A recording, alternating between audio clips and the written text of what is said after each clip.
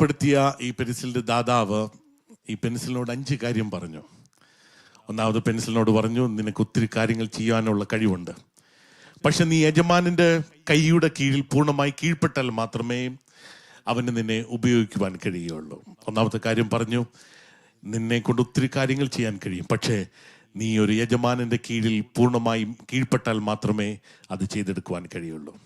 2, തന്നോട് പറഞ്ഞ രണ്ടാമത്തെ കാര്യം ഇതാണ്, യജമാനൻ ചില സമയങ്ങളിൽ നിനക്ക് മൂർച്ച വരുത്തിക്കൊണ്ടിരിക്കും, പക്ഷെ ഭാരപ്പെടരുത്.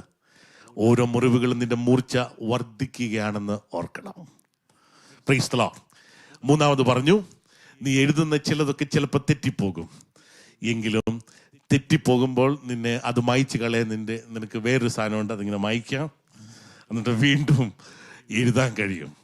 അതുകൊണ്ട് തെറ്റിപ്പോയത് കൊണ്ട് ജീവിതം അവസാനിക്കുന്നില്ല, തെറ്റുകൾ ശരിയാക്കുവാനും നിനക്ക് കഴിയുമെന്ന് പറഞ്ഞു.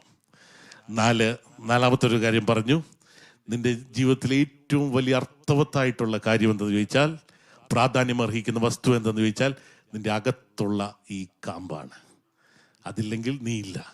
അതുകൊണ്ട് അതാണ് നീ എന്ന് പെൻസിലിനോട് പറഞ്ഞു.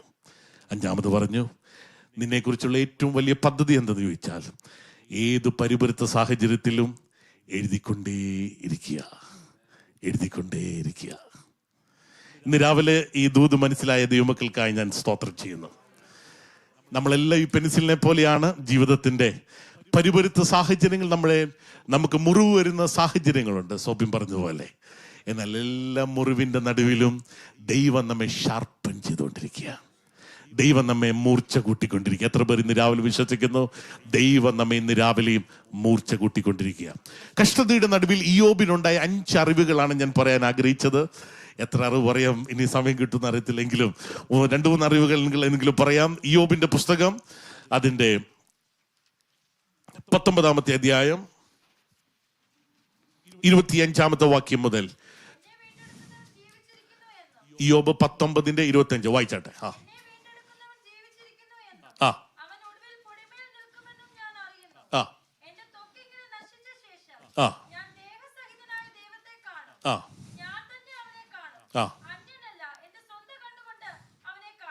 ആമേൻ. ഒന്നാമത്തെ അറിവ്, ഇയ്യോബിന് കഷ്ടതയിലുണ്ടായ ഒന്നാമത്തെ അറിവ് എന്തെന്ന് ചോദിച്ചാൽ, എന്റെ വീണ്ടെടുപ്പുകാരൻ ജീവിച്ചിരിക്കുന്നു. എല്ലാവരും പറഞ്ഞാട്ടെ, എന്റെ വീണ്ടെടുപ്പുകാരൻ ജീവിച്ചിരിക്കുന്നു. ഒരു ദൈവ പൈതലിൽ ഇന്ന് രാവിലെ ദൈവസ്ഥനിലേക്ക് കടന്നു വരുവാൻ ഏറ്റവും സന്തോഷം തന്ന ഘടകം എന്ന് ചോദിച്ചാൽ, ഇവിടെ നടക്കുന്ന ആരാധനയുടെ വലിയ ബഹളോ മറ്റൊന്നുമല്ല, എൻ്റെ വീണ്ടെടുപ്പുകാരൻ ജീവിച്ചിരിക്കുന്നു. ആ വീണ്ടെടുപ്പുകാരനെ ഇന്ന് രാവിലെ സത്യത്തിലും ആത്മാവിലും എനിക്ക് സ്തുതിക്കണം, ആരാധിക്കണം. ആ പൂർണ്ണ സ്തോത്രം ആഗ്രഹത്തോടെയാണ് നമ്മളെല്ലാവരും ഇന്ന് രാവിലെ ദൈവസ്ഥനിലേക്ക് കടന്നു വന്നത്. ഫെഡറിക് നീഷെ എന്ന് പറയുന്ന ഒരു നിരീശ്വരവാദി, ജർമ്മൻ ഫിലോസഫർ, അദ്ദേഹത്തിന്റെ ഒരു famous കോട്ടാണ്, the God is dead and God remains dead and we have killed him. Friedrich Nietzsche ഇങ്ങനെ തന്റെ പുസ്തകത്തിൽ ഇങ്ങനെ പറഞ്ഞിട്ടുണ്ട്, ഒരു ഭ്രാന്തൻ മാർക്കറ്റ് പ്ലേസിൽ ദൈവത്തെ അന്വേഷിച്ചു, എന്നാൽ അവസാനം തനിക്ക് മനസ്സിലാകുന്നു ആ പട്ടണവാസികൾ തന്നെ കൊന്നുകളഞ്ഞു. അതുകൊണ്ട് കാരണം എന്താണെന്ന് ചോദിച്ചാൽ, they no longer needed God. അവർക്ക് ദൈവത്തെ ആവശ്യമില്ലായിരുന്നു. കാര്യം അവരുടെ സകല സുഖ സൗകര്യങ്ങളും, പണം, ആരോഗ്യം, പ്രതാപം, മഹത്വം, ഇതെല്ലാം ആ പട്ടണവാസികൾക്ക് ഉണ്ടായിരുന്നത് കൊണ്ട് തന്നെ പട്ടണവാസികൾക്ക് ഇനി ഒരു ദൈവത്തെ ആവശ്യമില്ലായിരുന്നു. വെസ്റ്റേൺ നമ്മുടെ ഈ ലോകത്തിന്റെ ഒരു പ്രത്യേകതയാണ്, ദൈവത്തെ ആവശ്യമില്ലാത്ത ഒത്തിരി പേര് നമുക്ക് ചുറ്റിനുണ്ട്. കാര്യം 911 വിളിച്ചാൽ ആംബുലൻസ് വീട്ടിൽ വരും. പൈസ ഇല്ലെങ്കിലും ക്രെഡിറ്റ് കാർഡ് ഇട്ടാൽ മതി, വീട് കിട്ടും, കാറ് കിട്ടും, എല്ലാം കിട്ടും. പിന്നെ എന്തിനാ ദൈവത്തെ അന്വേഷിക്കുന്നത്? സ്തോത്രം. അതുകൊണ്ട് ഒത്തിരി ഈ 1919-ാം നൂറ്റാണ്ടിൽ ഒത്തിരി കുഞ്ഞുങ്ങൾ ദൈവത്തിൽ നിന്ന് അകന്നു പോയ ഒത്തിരി സ്റ്റേറ്റ്മെന്റ് കാര്യങ്ങൾ ഉണ്ടായിട്ടുണ്ട്. എന്നാൽ ഒരു ദൈവ പൈതല് ജീവിതത്തിന്റെ പ്രതിസന്ധിയുടെ നടുവിൽ, അതിന്റെ നടുവിൽ അവൻ എടുക്കുന്ന തീരുമാനം, പ്രത്യേകിച്ച് ഞാൻ ഇയ്യോബിനെ കുറിച്ചാണ് ഇന്ന് രാവിലെ ചിന്തിക്കുവാൻ ആഗ്രഹിച്ചത്. ഇയ്യോബിന്റെ ഭാര്യ തന്റെ പ്രതിസന്ധിയുടെ നടുവിൽ എടുത്തൊരു തീരുമാനമുണ്ട്. അറിയാമോ എന്താന്ന്? ഇയ്യോബിന്റെ ഭാര്യ പറഞ്ഞു, 1-ാം അധ്യായത്തിൽ പറയുകയാണ്, ഇനി നിന്റെ ഭക്തി മുറുകെ പിടിക്കുകയാണോ? നീ ദൈവത്തെ ത്യജിച്ച് മരിച്ചുകള. ഇതായിരുന്നു പ്രതിസന്ധിയുടെ നടുവിൽ യോബിന്റെ ഭാര്യ പറഞ്ഞത്. എന്നാൽ യോബ് പറയുകയാണ്, യോബ് എന്താ പറഞ്ഞതെന്ന് അറിയാമോ? നീ പൊട്ടിപ്പോ സംസാരിക്കുന്ന പോലെ സംസാരിക്കരുത്. സ്തോത്രം. എന്നിട്ട് പറയുകയാണ്, സ്തോത്രം, എൻ്റെ വീണ്ടെടുപ്പുകാരൻ ജീവിച്ചിരിക്കുന്നു. 10 കുഞ്ഞുങ്ങളുടെ ശവടക്കൻ നടത്തിക്കൊണ്ടിരിക്കുമ്പോൾ 10 കുഞ്ഞുങ്ങളുടെ ഡെഡ് ബോഡിയുടെ മുൻപിൽ, സ്തോത്രം, യോബ് പറഞ്ഞു, ലോകത്തിലെ സകലവും മാറ്റപ്പെടും. സ്തോത്രം. എന്നാൽ എനിക്ക് ഒരു കാര്യം അറിയാം, my Lord is immortal, my Lord is eternal, my Lord is unchanging. അവൻ എന്നേക്കും ജീവിച്ചിരിക്കുന്നു. അവൻ മാത്രം അമർത്യൻ. അവൻ ഒരിക്കലും, സ്തോത്രം, മാറിപ്പോകുന്നവനല്ല. ഒരു നിരീക്ഷവാദി ട്രെയിനിൽ യാത്ര ചെയ്യുമ്പോൾ, നിരീക്ഷവാദി വളരെ ആ ട്രെയിനിൽ യാത്ര ചെയ്യുന്ന മറ്റുള്ളവരോട് ഇങ്ങനെ പറഞ്ഞു, ദൈവം എന്ന് പറയുന്ന കൺസെപ്റ്റ് അത് റോങ് ആയിട്ടുള്ള കൺസെപ്റ്റാണ്. ദൈവം ഇല്ല എന്ന് എനിക്ക് പ്രൂവ് ചെയ്യാൻ പറ്റും. ആരെങ്കിലും ഉണ്ടോ ദൈവം ഉണ്ടെന്ന് തെളിയിക്കാൻ കഴിയുന്നത്? ആരും ആ ട്രെയിനിൽ മിണ്ടാതിരുന്നപ്പോൾ ഒരമ്മച്ചി പറഞ്ഞു, ഐ ക്യാൻ പ്രൂവ് ഇറ്റ്, ദൈവം ഉണ്ടെന്ന് എനിക്ക് പ്രൂവ് ചെയ്യാൻ പറ്റും. അപ്പം അമ്മച്ചിയോട് നിരീക്ഷവാദി ചോദിച്ചു, നിനക്ക് അമ്മച്ചിക്ക് എങ്ങനെ പ്രൂവ് ചെയ്യാൻ പറ്റും? അപ്പോൾ അമ്മച്ചി പറഞ്ഞു, ഞാൻ ഇന്ന് രാവിലെ ഈ ട്രെയിനിൽ കയറുന്നതിന് മുമ്പ് എൻ്റെ ദൈവത്തോട് ഞാൻ പ്രാർത്ഥിച്ചിട്ടാ കയറിയത്. അതുകൊണ്ട് എനിക്കറിയാം എൻ്റെ ദൈവം ജീവിച്ചിരിക്കുന്ന ദൈവമാണ്. Price the Lord. എൻ്റെ അപ്പനോട് സംസാരിച്ചിട്ടാ വന്നേ അല്ലേ?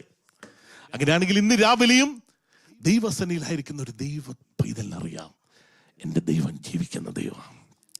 ഇനി ഒരു കൊച്ചു പയ്യൻ, ഒരു കൊച്ചു ബാലകൻ ഒരു പട്ടം ഇങ്ങനെ ആകാശത്ത് പറപ്പിച്ചുകൊണ്ടിരിക്കുക. പട്ടം ഇങ്ങനെ ആകാശത്ത് പറന്ന് നടക്കുമ്പോൾ പട്ടത്തിന്റെ കയ്യിൽ അവസാനത്തെ ആ വിരൽ തുമ്പുകളിൽ ആകെ ഒരു നൂല് മാത്രമേ ഉള്ളൂ. അപ്പോൾ അതിലൂടെ വന്ന ഒരു മനുഷ്യൻ പറഞ്ഞു, മകനെ നീ എന്താ ചെയ്യുന്നേ?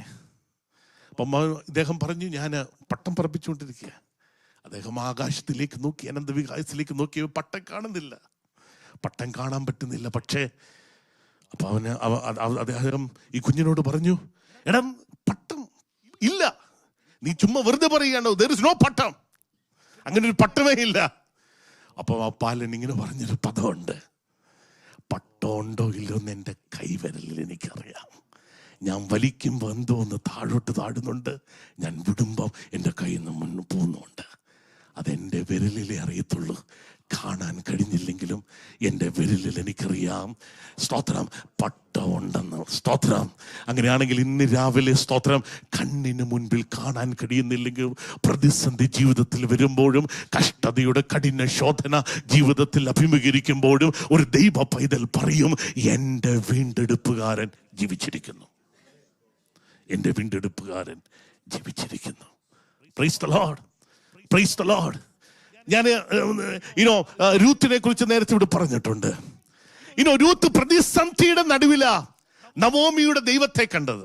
നമ്മളൊക്കെ ദൈവത്തെ കണ്ടത് ദൈവം നമ്മുടെ വിഷയം മാറ്റി തന്നപ്പോഴാണ്. രോഗം മാറ്റി തന്നപ്പോൾ, പ്രശ്നം മാറ്റി തന്നപ്പോൾ, അല്ലെങ്കിൽ നമ്മുടെ ജീവിതത്തിൽ ഒരു വിടുതലുണ്ടായപ്പോൾ നമ്മൾ ദൈവത്തെ കണ്ടു. എന്നാൽ രൂത്ത് കണ്ടത് പ്രതിസന്ധിയുടെ ഘട്ടത്തിലാണ്. രൂത്തിന്റെ ജീവിതത്തിൽ സ്വന്തം ഭർത്താവ് മാറ്റപ്പെട്ടു, ഭർത്താവിന്റെ സഹോദരൻ മാറ്റപ്പെട്ടു, അമ്മായിപ്പൻ മാറ്റപ്പെട്ടു, ക്ഷാമം നേരിട്ടു, സകലവും നഷ്ടപ്പെട്ടപ്പോഴും രൂത്ത് പറഞ്ഞൊരു പദമുണ്ട്. സ്തോത്രം. നവോമിയോട് പറഞ്ഞു, നിന്റെ ദൈവം എൻ്റെ ദൈവം. ഇതൊരു വെളിപ്പാടാട്ടോ. ഇതൊരു ബുദ്ധിയിൽ പ്രാപിക്കാൻ കഴിയുന്ന ഒന്നല്ല, ഇത് വെളിപ്പാടിൽ മാത്രം പ്രാപിക്കാൻ കഴിയുന്ന ഒന്നാണ്. നിന്റെ ദൈവം എൻ്റെ ദൈവം. പ്രതിസന്ധിയുടെ നടുവിലും അവൾ ദൈവത്തെ തിരിച്ചറിഞ്ഞു. Price the Lord, praise the Lord. അങ്ങനെയാണെങ്കിൽ ഇന്ന് രാവിലെ ഒരു ദൈവ പൈതൽ പറയാൻ കഴിയുന്ന ഒന്നാമത്തെ വെളിപ്പാട്, എൻ്റെ വീണ്ടെടുപ്പുകാരൻ ജീവിച്ചിരിക്കുന്നു. ഏത് സാഹചര്യം എൻ്റെ മുൻപിൽ വന്നാലും, ഏത് പ്രതിസന്ധി വന്നാലും, ഒരു പൈതലിന് നെഞ്ചും നെറ്റിയോടും സ്തോത്രം കാണിച്ച് ആ പ്രതിസന്ധിയെ അഭിമുഖീകരിക്കാൻ കഴിയുന്നതിൻ്റെ ഒന്നാമത്തെ കാരണം എന്ന് ചോദിച്ചാൽ, എൻ്റെ വീണ്ടെടുപ്പുകാരൻ അവൻ ജീവനോടെ ഉണ്ട്. He is still on the throne. ജോസഫേ, നിന്റെ ജീവിതത്തിൽ ഒത്തിരി പ്രതികൂലം വന്നല്ലേ, നിന്റെ ജീവിതത്തിൽ ഒത്തിരി പ്രതിസന്ധി വന്നല്ലേ, സ്വന്തം നിന്റെ ജീവിതത്തിലെ ദർശനങ്ങൾ സാക്ഷാത്കരിക്കാതെ ജീവിതത്തിന്റെ ഒത്തിരി പ്രതിസന്ധിയിലൂടെ നീ കടന്നുപോയല്ലേ. പൊട്ടക്കിണർ നിന്റെ ജീവിതത്തിൽ വന്നു, സ്വന്തം കാരാഗ്രഹം നിന്റെ ജീവിതത്തിൽ വന്നു, പൊത്തിപ്പേറിന്റെ ഭവനം വന്നു. എങ്കിലും യോസേപ്പ് പറയും, എന്റെ വീണ്ടെടുപ്പുകാരൻ, he is still on the throne. എന്റെ വീണ്ടെടുപ്പുകാരൻ ജീവിച്ചിരിപ്പുണ്ട്. അതാണ് പ്രതിസന്ധിയുടെ നടുവിൽ യോബിന് ലഭിച്ച ഒന്നാമത്തെ വെളിപ്പാട്. രണ്ടാമത്തെ വെളിപ്പാട് അവിടെ തന്നെ പറയുകയാണ്, അടുത്ത പദം പറയുന്നു, അവനൊടുവിൽ പൊടിമേൽ നിൽക്കുമെന്നും ഞാൻ വിശ്വസിക്കുന്നു. 19:25 വായിച്ചത്, അവനൊടുവിൽ പൊടിമേൽ നിൽക്കുമെന്നും ഞാൻ വിശ്വസിക്കുന്നു. യോബ് 3500 വർഷങ്ങൾക്ക് മുൻപ് ഈ ബൈബിൾ എഴുതുമ്പോൾ, സ്തോത്രം, കർത്താവ് സ്തോത്രം ഈ ഭൂമിയിൽ ജന്മമെടുത്തിട്ടില്ല. ക്രിസ്തുവിന്റെ ജനിക്കുന്നതിന് 3500 വർഷങ്ങൾക്ക് മുൻപാണ് യോബ്, സ്തോത്രം, സെക്കൻഡ് കമ്മിങ് ഓഫ് ജീസസിനെ കുറിച്ചുള്ള ഈ വെളിപ്പാട് പറയുന്നത്. എന്റെ സ്തോത്രം പറയുകയാണ്, അവനൊടുവിൽ പൊടിമേൽ നിൽക്കുക. And at last he will stand upon the earth. Praise the Lord.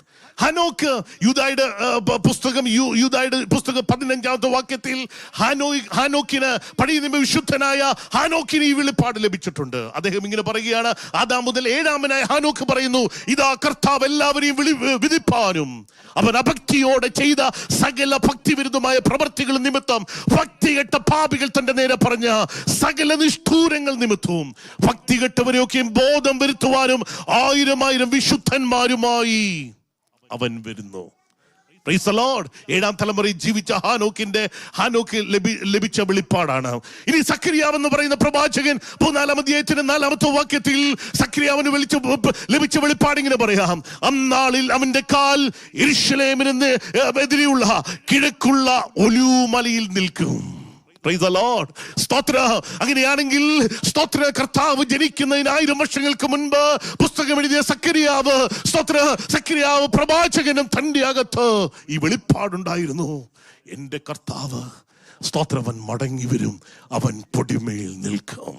യോബ് വിശ്വസിച്ചു. ഓ സ്തോത്ര, അവൻ പൊടിമേൽ നിൽക്കുന്ന ഒരു ദിവസമുണ്ട്. ദൂതസഞ്ചയങ്ങളുടെ അകമ്പടിയോടുകൂടെ തന്റെ മണവാട്ടി സഭയോടുകൂടെ അവൻ വീണ്ടും മധ്യാകാശത്തിൽ നിന്നും വീണ്ടും ഒലിവുമലയിൽ വരുന്ന ഒരു ദിവസമുണ്ട്. വെളിപ്പാട് പുസ്തകം അത് ഇന്ന് രാവിലെ നമ്മെ പഠിപ്പിക്കുന്ന ഘടകമാണ്. സ്തോത്ര, സമയമില്ലാത്തതുകൊണ്ട് ഞാൻ അങ്ങോട്ടേക്ക് പ്രവേശിക്കുന്നില്ല. എങ്കിൽ ഇന്ന് രാവിലെ ഞാൻ പറയാം, ഒരു ദൈവ പൈതലിന് കഷ്ടതയുടെ സ്തോത്രം, ജീവിതത്തിൽ കഷ്ടത നേരിടുമ്പോൾ, പ്രതികൂലങ്ങൾ നേരിടുമ്പോൾ, ഒരു ദൈവ പൈതൽ കഷ്ടതയെ കണ്ട് നിലവിളിക്കുകയല്ല, ആ കഷ്ടതയുടെ നടുവിൽ അതിന്മേൽ വെളിപ്പെടുന്ന ദൈവോദ്ദേശം അവന് മനസ്സിലായി തുടങ്ങും. എത്ര പേരെൻ്റെ കൂടെ ഉണ്ട്? കഷ്ടത അവനെ തകർത്തുകളയല്ല, മറിച്ച് എന്തുകൊണ്ട് എനിക്കിത് വന്നു എന്നവൻ ബോധ്യപ്പായിട്ട് ആ ദൈവോദ്ദേശത്തെ തിരിച്ചറിയുവാൻ അവന്റെ കണ്ണവൻ തുറന്നു വെക്കും. ആമേൻ. Praise the Lord. 2 കാര്യങ്ങൾ ഞാൻ പറഞ്ഞു. യോബിന് ലഭിച്ച 2 വെളിപ്പാട്. 1, എന്റെ സ്തോത്രം, എന്റെ വീണ്ടെടുപ്പുകാരൻ ജീവിച്ചിരിക്കുന്നു. 2, അവൻ പൊടിമേൽ നിൽക്കും. 3-ാമത്തെ വെളിപ്പാട് 26-ാമത്തെ വാക്യം, എന്റെ ത്വക്കിങ്ങനെ ശേഷം ഞാൻ ദേഹസഹിതനായി ഞാൻ ദൈവത്തെ കാണും. 3-ാമത്തെ വെളിപ്പാട് യോബ് പറയുകയാണ്, എന്റെ ത്വക്ക് ഇങ്ങനെ ശേഷിച്ചാലും ഞാൻ ദേഹസഹിതനായി ദൈവത്തെ കാണും, അന്യനല്ല, എന്റെ സ്വന്തം കണ്ണുകൊണ്ട് ഞാൻ അവനെ കാണും. ഒരു സ്തോത്രം പറയാമോ? ഇന്ന് രാവിലെയും ദൈവസന്നിധിയിലായിരിക്കുന്ന ഒരു ദൈവ പൈതൽ കഷ്ടത ഇല്ലാത്തത് കൊണ്ടല്ല, ഇന്ന് പകൽ നാം ഇവിടെ ആയിരിക്കുന്ന പ്രതിസന്ധി ഇല്ലാത്തത് കൊണ്ടല്ല നാം ഇവിടെ ആയിരിക്കുന്നത്. ഇതൊക്കെ നമ്മുടെ ജീവിതത്തിലുണ്ടെങ്കിലും യോബിന്റെ ജീവിതത്തിൽ സംഭവിച്ചതുപോലെ, പ്രൈസ് ദി ലോർഡ്, തന്റെ മക്കൾ ഈ ഭൂമിയിൽ നിന്ന് മാറ്റപ്പെട്ടു. തന്റെ മാടുകൾ, സ്തോത്രം, തനിക്കുണ്ടായിരുന്ന മുഴുവൻ ഭൗതിക നന്മകളും ഒരു സുപ്രഭാതത്തിൽ മുഴുവൻ നഷ്ടപ്പെട്ടു. അവസാനം തന്റെ ശരീരത്തിൽ സ്തോത്രം രോഗങ്ങൾ കടന്നു വന്നു, വ്രണങ്ങൾ വന്നു. Praise the Lord. ഇങ്ങനെ ശരീരം കൂടെ ക്ഷയിച്ചുകൊണ്ടിരിക്കുകയാണ്, ത്വക്കിങ്ങനെ ക്ഷയിച്ചുകൊണ്ടിരിക്കുകയാണ്. Praise the Lord. ത്വക്കിങ്ങനെ ക്ഷയിച്ചുകൊണ്ടിരിക്കുമ്പോഴും യോബ് പറയുകയാണ്, എന്റെ ത്വക്കിങ്ങനെ ക്ഷയിച്ചു പോയാലും എനിക്കൊന്നറിയാം, എന്റെ ത്വക്ക് ക്ഷയിച്ചാലും ഞാൻ ദേഹരഹിതനായി സ്തോത്രം ഞാൻ എന്റെ ദൈവത്തെ കാണും. സ്തോത്ര, അന്യനല്ല, എന്റെ സ്വന്തം കണ്ണുകൊണ്ട് തന്നെ ഞാൻ അവനെ കാണൂ. ഇന്ന് രാവിലെ ആ വെളിപ്പാട് അകത്ത് പ്രാപിക്കുന്ന ഒരു സ്തോത്ര, അത് നിങ്ങൾ പൂട്ടിയിരിക്കാതെ സ്തോത്ര കരങ്ങളടിച്ച് ദൈവത്തെ സ്തുതിച്ചൊന്ന് തുടങ്ങിയാട്ട്.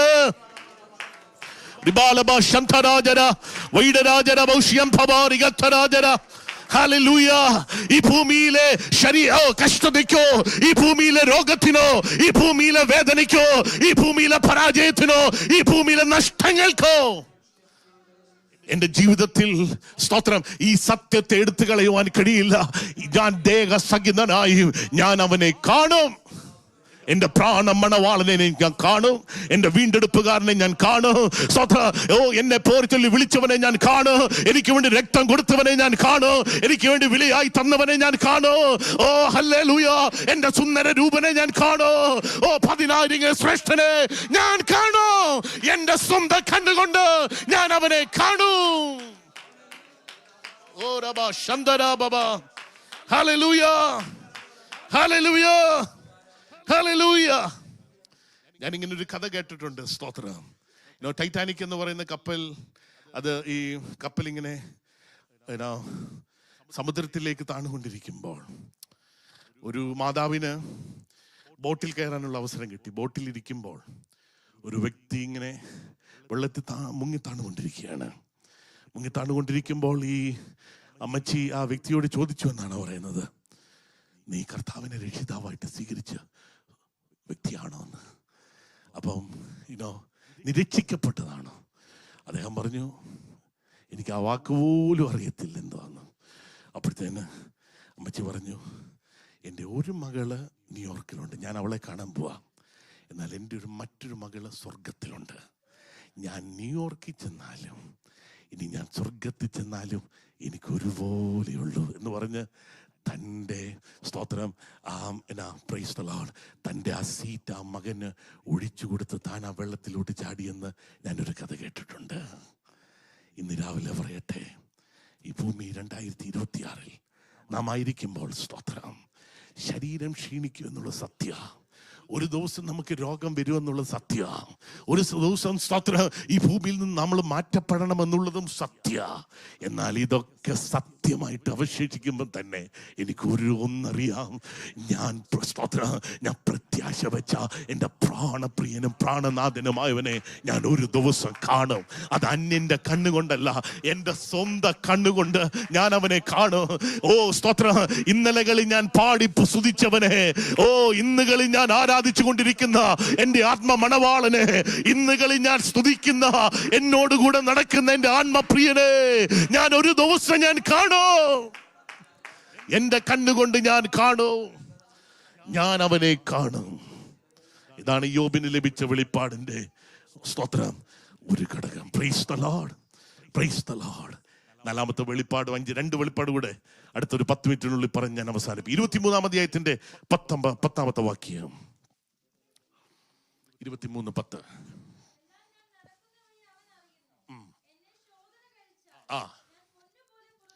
നാലാമത്തെ വെളിപ്പാട് യോബ് പറയുകയാണ്, എന്നെ ശോധന കഴിച്ചാൽ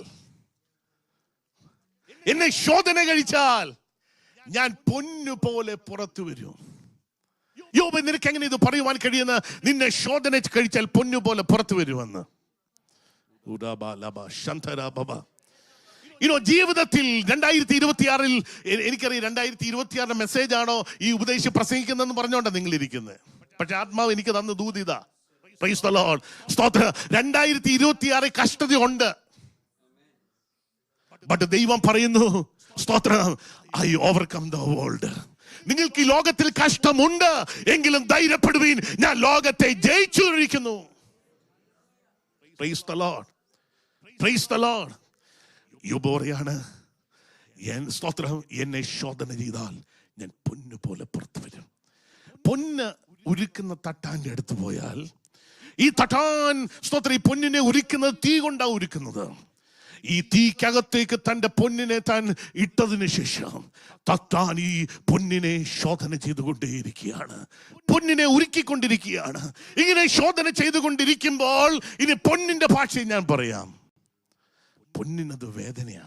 കാര്യം തീക്കകത്തെ കിടക്കുന്ന ശരീരം മുഴുവൻ വേദന അനുഭവിച്ചു കൊണ്ടിരിക്കുക. കാര്യം തീയാണ് തന്നെ തൻ്റെ ചുറ്റിനും. പക്ഷെ അതിന്റെ നടുവിലും പൊന്നിന് പറയാൻ ഒരു കാര്യമുണ്ട്. ഞാൻ നോക്കിയപ്പോൾ തട്ടാന്റെ കണ്ണിന്റെ മേൽ തന്നെയായിരുന്നു. ആ തട്ടാന്റെ സ്തോത്രം, ആ ചുറ്റുവട്ടത്ത് ഒത്തിരി മറ്റു പലതും ഉണ്ടായിരുന്നു, മറ്റു പല സാഹചര്യവും ഉണ്ടായിരുന്നു, തട്ടാന് നോക്കേണ്ട പലതും ഉണ്ടായിരുന്നെങ്കിലും എന്നെ സ്തോത്രം തീക്കകത്തിട്ടിട്ട് തട്ടാൻ മറ്റും പലതും നോക്കി കാപ്പിയും കുടിച്ചിരിക്കുകയായിരുന്നില്ല. അവന് എൻ്റെ സ്തോത്രം എന്നെ തന്നെ നോക്കിക്കൊണ്ടിരിക്കുകയായിരുന്നു. അവന്റെ കണ്ണിന്റെ മേൽ തന്നെയായിരുന്നു. അങ്ങനെയാണെങ്കിൽ ഇന്ന് രാവിലെ കഷ്ടതയിലൂടെ പോകുന്ന ദൈവ പൈതലേ, ആത്മാവ് നിന്നോട് പറയാൻ പോകുന്ന ദൂതിതാണ്. 2026 നീ കഠിന ശോധനയിലൂടെ കടന്നു പോകുമ്പോഴും പ്രതികൂലത്തിലൂടെ നീ കടന്നു പോകുമ്പോഴും നീ ഭാരപ്പെടേണ്ട. ഓ സ്തോത്രം, അവന്റെ കണ്ണ് നിന്റെ മേൽ തന്നെയാണ്. നിന്റെ മേൽ തന്നെ അവന്റെ കണ്ണുകാണ്. അവന്റെ കണ്ണ് നിന്റെ മേൽ തന്നെ പതിച്ചിരിക്കുക. സ്തോത്ര, അവൻ നിന്നെ കൈവിടുകയില്ല. അവൻ നിന്നെ ഉപേക്ഷിക്കുന്ന ദൈവമല്ല. Hallelujah, hallelujah, price the Lord. ഇവിടെ തട്ടാനി പൊന്നിനെ ശോധന ചെയ്ത് സ്തോത്രം അവസാനത്തെ ആ സ്തോത്രം കറിയും പോയി, അവസാനത്തെ കീടവും പോയി കഴിയുമ്പോൾ തട്ടാന്റെ സ്തോത്രം മുഖം ഈ സ്വർണത്തിൽ പ്രകാശിക്കും. ആ സമയം തീ അവസാനിക്കും. അങ്ങനെയാണെങ്കിൽ ഇന്ന് രാവിലെ ആത്മാവിൽ പറയാം, വീണ്ടും ജനിച്ച ഒരു ദൈവ പൈതൽ, ഈ ഭൂമിയിൽ ജീവിക്കുന്ന ഒരു ദൈവ പൈതൽ, നിത്യതയ്ക്കായി ഒരുങ്ങുന്ന ഒരു ദൈവ പൈതൽ, സ്തോത്രം അവസാനം തട്ടാന്റെ മുഖം സ്തോത്രം നമ്മിൽ പ്രകാശിക്കുന്ന ഒരു ദിവസമുണ്ട്. ദൈവ പ്രതിമയായ യേശുവിന്റെ മുഖം നമ്മിൽ പ്രകാശിക്കുന്ന ഒരു ദിവസമുണ്ട്. അന്ന് വരെ നമുക്ക് തീയുണ്ട്, അന്ന് വരെ കഷ്ടമുണ്ട്. എങ്കിൽ ഇന്ന് രാത്രി പാരപ്പെടേണ്ട, രാവിലെ പാരപ്പെടേണ്ട. ഞാൻ പൊന്നു പോലെ പുറത്തു വരും. അതുകൊണ്ടാണ് പൗലോസ് പറഞ്ഞത്, അത്യന്തം അനവധി തേജസ്സിന്റെ നിത്യകാനം പ്രാപിപ്പാൻ അതിന് ഇടവരുത്തുന്നു. ലഘുവായ കഷ്ടം എൻ്റെ ജീവിതത്തിൽ കടന്നു വന്നാലോ അതെന്റെ ജീവിതത്തിൽ മേൽ അത്യന്തം അനവധി തേജസ്സിന്റെ നിത്യകനത്തിനു വേണ്ടി ഈ കഷ്ടങ്ങൾ എന്നെ ഒരുക്കിക്കൊണ്ടിരിക്കുകയാണ്. Praise the Lord, praise the Lord. അഞ്ചാമത്തെ ചിന്ത കൂടെ ഞാൻ അവസാനിപ്പിക്കാം. 42-ാം അധ്യായത്തിന്റെ 1-ാമത്തെ വാക്യം അവസാന ചിന്ത പറഞ്ഞ വായിച്ചാൽ,